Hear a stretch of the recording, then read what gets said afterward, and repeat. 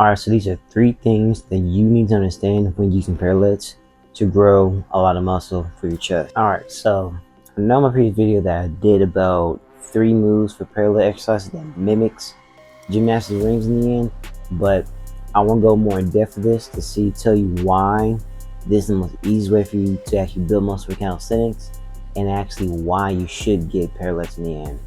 Now, coming from a person that likes to use gymnastic rings a lot, you have to understand rings require a lot of flexibility for yourself, from your wrists to your joints to your shoulders to everything else. I want you to understand this, that when you get parallettes, this is inexpensive. When you get rings, you have to get a pull-up bar with it too, because you have to have something to hang with it.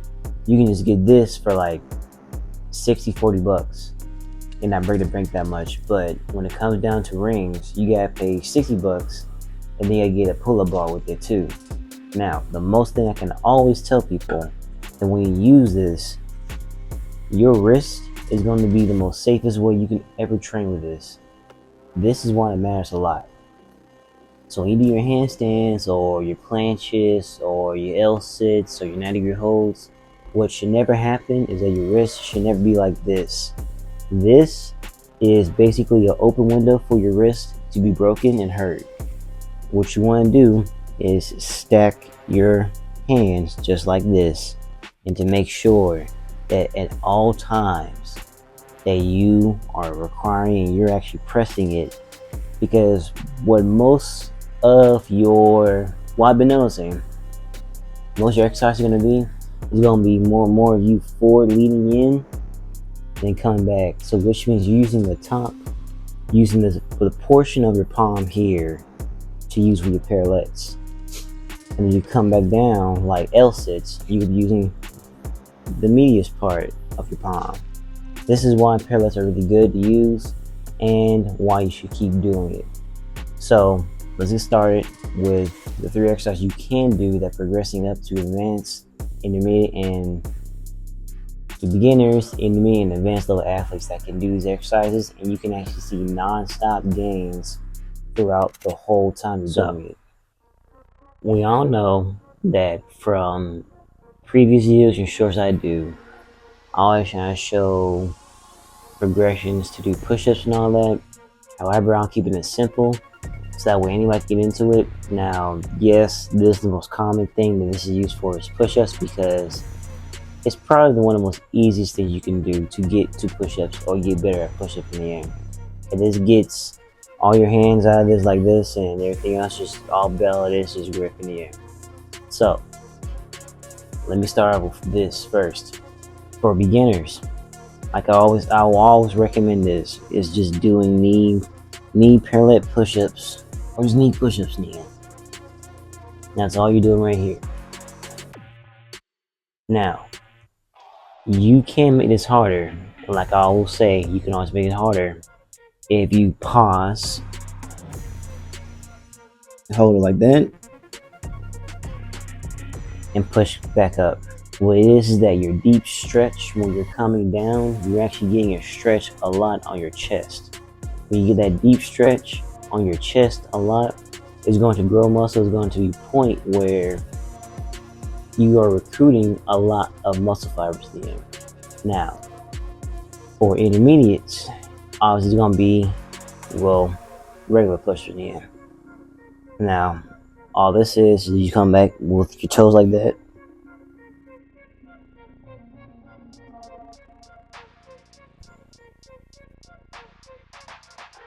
Come back and forth, just like that.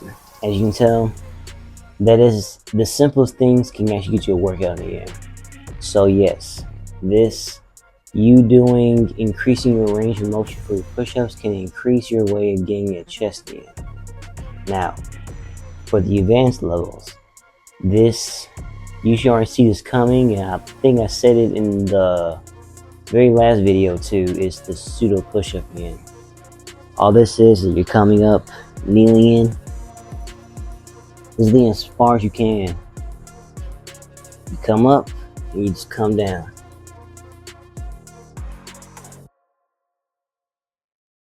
That's all you're doing. I keep saying, once, every time, and every again. The simplest exercise can actually recruit the most easiest muscle fibers for yourself to gain muscle.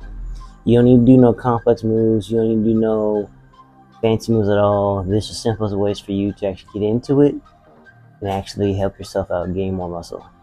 Alright, so next up now is going to be L-sits to 90-degree holds. Now, bear with me because I can understand, but when you see it, it's going to be hard for beginners to do.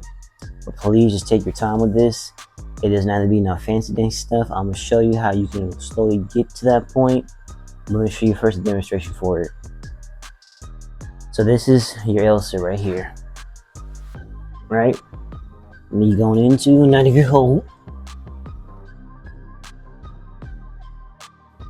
Now yes, first seeing it, like say you're brand new to calisthenics, that is intimidating. That is a lot. That is to a point where that's a lot of body control in the end. Here's one thing you have to do to break it down. You don't even have to you don't have to keep on air at all.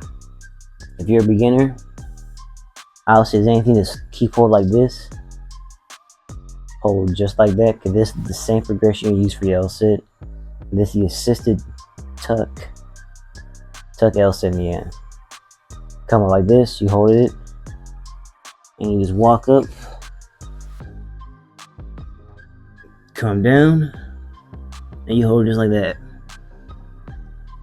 Now, there really is no intermediate part. If anything, if it's too hard for you to transition over to L-sit to 90-degree hold, coming from here to here, all you have to do is just hold the L-sit, and once you're done, come up again, crawl, or excuse my language, you hold it, you come up, you walk back over here, and then you hold it just like so. This will help you out a lot getting body control, isometric holds, because you want to work on your stabilizer muscles. Your stabilizer muscles are going to help you out with, well, pretty much any skill you want to get to, really. Like, you want to get a handstand, that's a stabilizer muscle there. You want to get to front lever, that's a stabilizer muscle too. There's so many things you can actually have to work on for your stabilizer muscles. Don't forget to work on the simplistic things ever. And trust me, your stabilizer muscles are going to recruit, and they're going to get stronger, and you'll be able to do advanced level of exercise in the end.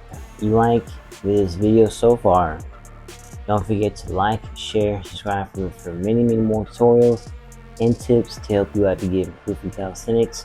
And if you really enjoyed this video, like the video, share the video, and also let me know down in the comment section below what you want to see next. Now, this is going to be handstand progression ladder for your parallettes. All this is that this is progressing up to a point where you can just do handstand push-up with this. Now, this is going to be a lot harder when you're a beginner because it's more in depth with it. There's more range from it. If you're not used to holding it with the parallettes, just take your time. Just use the very first progression I showed you, and then going all the way up to the highest progression. So all this is that I'm gonna first just show you just the isometric ones. Okay. So for beginners, you're just coming down from here, and you can make sure you can actually kneel in like this with your knees, and just come up just like that, or you can actually come up and hold it just like that.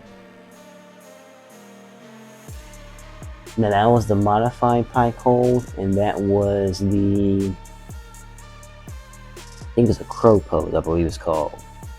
I don't know for sure too much, but I know it's a tuck, handstand, shoulder stand hold, whatever it is in the end. I put it down in the caption there. But you want to do those two isometric ones, right? Then for intermediates, you want to be able to come from here, and just kneeling in a little bit more. Just keep leaning. You're gonna see that your shoulders are gonna be on fire with this. This should be no coincidence that this is the pike hold in. That's a very common thing that all calisthenics people use. As you can tell, there's nothing new under the sun. This been years and years and years of this stuff that's been going on that still works to this day. So I want to tell you something that's gonna work, that's been working for people for years and years, rather than something that just happened like 4 or 5 years ago. Now it's pike hold. The final one for advance is gonna be your handstand hold, but this is the thing about handstand hold. We do isometrics. For the advanced ones, you can hold it and then go into shorter stance. I'm gonna show it to you right away. Hold those about 3 to 6 seconds of each for the handstands into the shorter stand. You're gonna see why.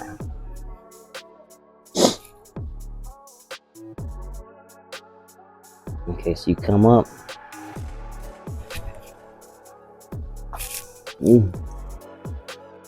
What you're gonna do? You're gonna come up like this. All right, start for the cutoff. So let me go and get the last one for the advance. You come up from your handstand just like this.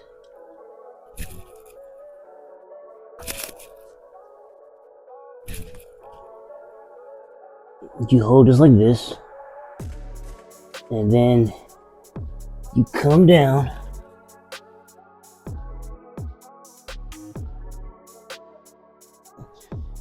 And then you hold it. You hold that, you come back and forth with it every time. Now, if you enjoy this video, like, share, subscribe for many more videos. There's gonna be a lot more tutorials and a lot more in-depth videos you can look into on my channel. If you have any ideas that you want to see or any question you want to ask, let me know in the comment section below, and I'll see y'all in the next one. Peace.